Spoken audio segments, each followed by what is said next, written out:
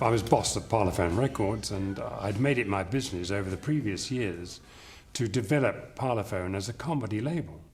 And in fact, when Brian Epstein desperately took us on, or I hoped we would take him on, he felt he'd hit rock bottom because he'd been everywhere else, and now he was ending up on a comedy label.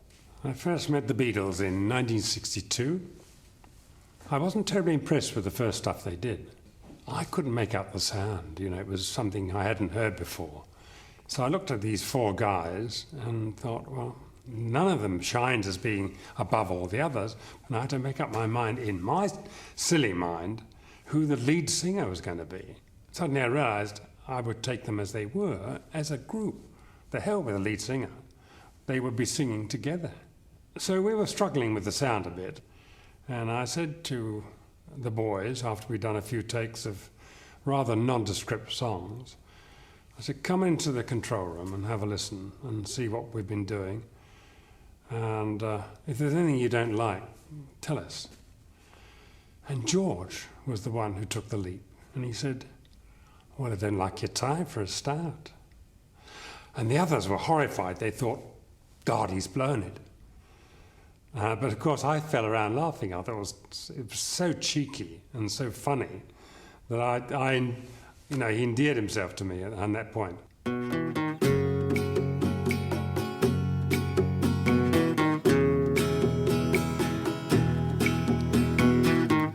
I give her all my love, that's all I do.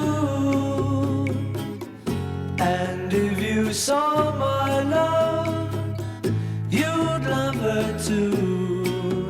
I love her. John and I would write the songs the week before the studio. Brian would ring us up, Brian Epstein, and say, you're in the studio next week, you've got a week off. We'd go, yes! He'd say, but you've got to write the album. We'd go, yes! So we just, each day we'd write a song, so we kind of have 7 or so songs to go in with, which was, enough to start with. And we'd go in the studio, 10 in the morning, and this was the first time George and Ringo had heard any of the songs. So this is how good they were. So John and I would go, it goes like this, she loves you, yeah, yeah, or whatever it was. And they'd go, mm-hmm. George would cop the chords, he'd go, not writing them down, it's just like, yeah. Because, I can see what you're doing, because I'm one of you. I didn't write it, but I see what you did. And Ringo would just stand around with his sticks and just do a little thing.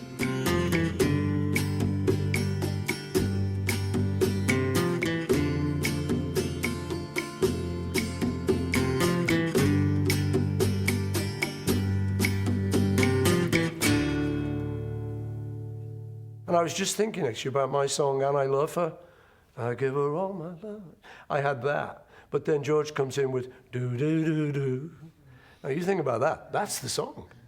But he made that up on the session because he knew the chords and he just said, we said it needs a riff. I didn't write that. When we got together in the studio, whoever had written the song would be the kind of boss in leading the other guys through it. Paul and John being the songwriters, and at that stage, George wasn't showing himself to be a songwriter.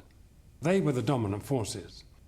George and Ringo were slightly behind Paul and John because Paul and John were the writers and the lead singers. I guess George was a kind of a loner, really.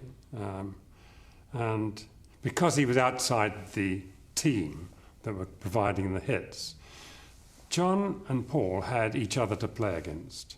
And their collaboration was much more of a competition than a collaboration, really. One would do something and the other one would say, gosh, I think I can do better than that, and try and make something better. George was the sole guy. He had no one to work with.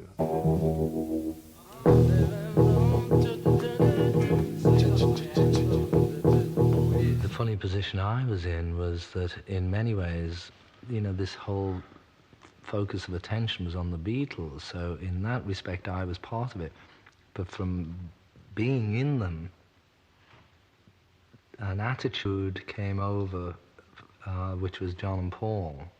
Okay, were the grooves, and you two, just watch it. I mean, don't forget, I spent 10 years in the back of a limousine with them.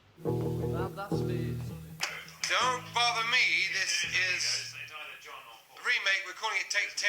That Don't few Bother things Me, you've got, that's the first song again. It was written basically as an exercise to see if I could write a song, because I thought, well, if John and Paul can write, everybody must be able to write.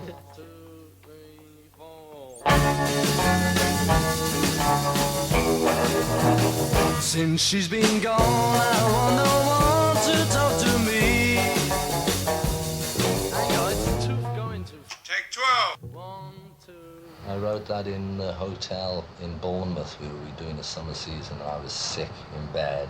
Maybe that's why it turned out Don't Bother Me. Yeah. But it's not a particularly good song, but it at least showed me that, you know, all I needed to do was keep on writing, and maybe someday I'd write something good, which I still feel right at this point. I still think I wish I could write something good. Since she's been gone, I want no one to talk to me.